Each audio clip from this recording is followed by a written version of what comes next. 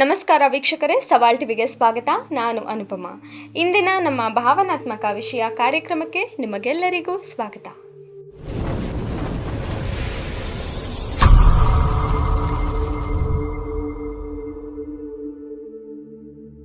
Railway ನಿಲ್ದಾಣದ ಹೊರಗೆ ಜನಸಂದಣಿ ಸದಾ ಗಿಜುಗುಡುತ್ತಿತ್ತು.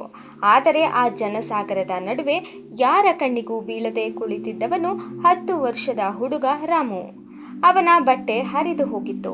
ಮುಖದಲ್ಲಿ ಹಸಿವಿನಿಂದ ಉಂಟಾದ ಕಳೆಗುಂದಿದ ಭಾವವಿತ್ತು. ಕಳೆದ 2 ದಿನಗಳಿಂದ ಅವನ ಹೊಟ್ಟೆಗೆ ಒಂದು ತುತ್ತು ಅನ್ನವೂ ಬಿದ್ದಿರಲಿಲ್ಲ.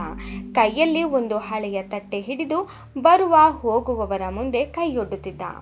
ಆದರೆ ಹೆಚ್ಚಿನವರು ಅವನನ್ನು ಕಡೆಗಣಿಸಿ ಅಥವಾ ಮುಖ ಕಿವಿಚಿಕೊಂಡು ಮುಂದೆ ಸಾಗುತ್ತಿದ್ದರು.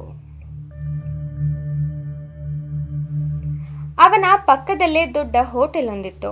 ಅಲ್ಲಿಂದ ಬರುವ ಬಿಸಿ ಮಸಾಲ ದೋಸಾ ಸುವಾಸನೆಯು ರಾಮುವಿನ ಹಸಿವನ್ನು ಇನ್ನೂ ಹೆಚ್ಚಿಸುತ್ತಿತ್ತು. ಅವನ ಹೊಟ್ಟೆಯಲ್ಲಿ ನೋವು ಅತಿಯಾದಾಗ ಕಣ್ಣುಗಳಲ್ಲಿ ನೀರು ಜಿನುಗುತ್ತಿತ್ತು.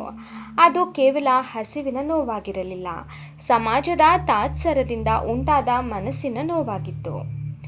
ಸಂಜೆ ವೇಳೆ ಸುರಿಯುತ್ತಿದ್ದ ಮಳೆಯ ನಡುವೆ ರವಿ ಎಂಬ ಯುವಕ ಆ ಹೋಟೆಲ್ನಿಂದ ಹೊರಬಂದನು. ಅವನ ಕೈಯಲ್ಲಿ ಪಾರ್ಸೆಲ್ ಇತ್ತು.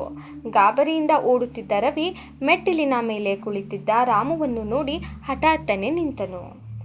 ರಾಮುವಿನ ನಡುಗುತ್ತಿದ್ದ ಕೈಗಳು ಮತ್ತು ದೈನ್ಯತೆಯಿಂದ ಕೂಡಿದ ಕಣ್ಣುಗಳು ರವಿಯ ಮನಸ್ಸನ್ನ ಕಲುಕಿದವು. ರವಿಗೆ ತನ್ನದೇ ಬಾಲ್ಯ ನೆನಪಾಯಿತು. ತಾನೂ ಒಮ್ಮೆ ಇಂತಹದೇ ಪರಿಸ್ಥಿತಿಯಲ್ಲಿ ಬೆಳೆದವನು. ಇಂದು ದೊಡ್ಡ ಕಂಪನಿಯಲ್ಲಿ ಕೆಲಸ ಮಾಡುತ್ತಿದ್ದರೂ ಹಸಿವಿನ ನೋವು ಅವನಿಗೆ ಚೆನ್ನಾಗಿ ತಿಳಿದಿತ್ತು. ರವಿ ರಾಮುವಿನ ಬಳಿ ಹೋಗಿ, "ಏನಾಯಿತು ಪುಟ್ಟ?" ಎಂದು ಮೃದುವಾಗಿ ಕೇಳಿದನು.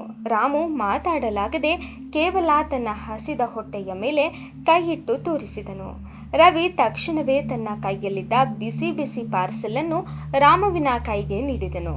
ರಾಮು ಆತುರದಿಂದ ತಿನ್ನಲಾರಂಭಿಸಿದಾಗ ರವಿಯ ಕಣ್ಣುಗಳು ತುಂಬಿದವು.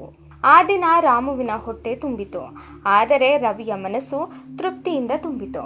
ನೋವು ಹಂಚಿಕೊಂಡರೆ ಕಡಿಮೆ ಆಗುತ್ತದೆ, ಆದರೆ ಪ್ರೀತಿ ಮತ್ತು ಸಹಾನುಭೂತಿ ಹಂಚಿಕೊಂಡರೆ ಬದುಕು ಸುಂದರವಾಗುತ್ತದೆ ಎಂಬ ಸತ್ಯ ಅಲ್ಲಿ ಅಡಗಿತ್ತು.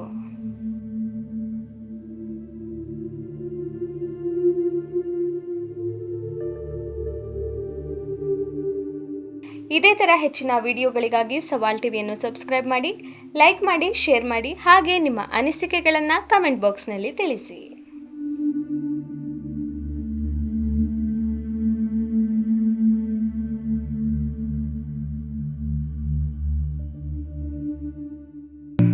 ಸವಾಲ್ ಟಿವಿ ಸದಾ ನಿಮ್ಮೊಂದಿಗೆ.